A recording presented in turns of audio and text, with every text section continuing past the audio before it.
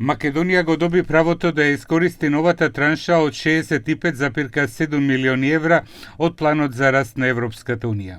Првиот заменик председател на владата Беким Сали соопшти дека во третиот период на известување државава спровела 21 реформски чекор, од кои 16 биле позитивно оценети, а 3 биле завршени пред рокот. Но за да ги добие средствата, државата треба да продолжи конкретни и временски дефинирани проекти. Не се флясим për pikat të cilat kanë grace periud deri në fund të qershorit. Informacioni fundit është, përveçse se këto deklarata kanë qenë dikon para një muaji, ku realisht pritnim të ketë ngjecje, presim që nga 10 pika të plotësojmë 9,5. Do të thonë 9,5 teknikisht të jenë të plotësuara, me atë që mbetet kjo, nëse pyeteni gjysa çka është, mbetet që një pikë të jetë trajtuar nga ana e Komisionit Evropian si pikë e cila vërtet ka nevojë për dinamikë më të gjatë. Edhe ashtu është çështja e subvencionimit të energjisë elektrike për qytetarët, e cila de facto është në interes të qytetarëve që mos ta plotësojmë, apo pjesërisht me dinamikë të zvogluar ta kemi plotësimin e saj.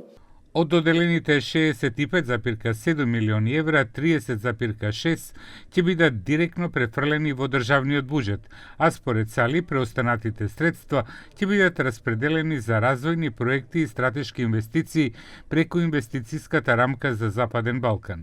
Сали рече дека тоа подразбира повеќе инвестиции во инфраструктурата, енергетиката, дигитализацијата, образованието и човечкиот капитал. Deri tani kemi metodologji të re për finansimin e arsimit fillor dhe të mesëm. Internet dhe pajisje IT në 160 shkolla fillore. Avancim të shërbimeve digjitale dhe identitet elektronik.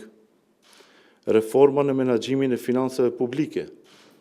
Transparencë më të madhe institucionale. Ulje të procedurave birokratike dhe investime më të strukturuara në zhvillimin njerëzor dhe digital.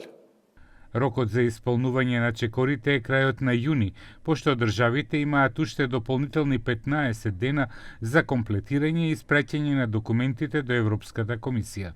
Комисијата ги ослободи средствата за Албанија во износ од 49 милиони евра и за Црнагора 44,2. Сепак, овие средства може да не бидат искористени доколку државите не ја спроведат реформската агенда во предвидените рокови.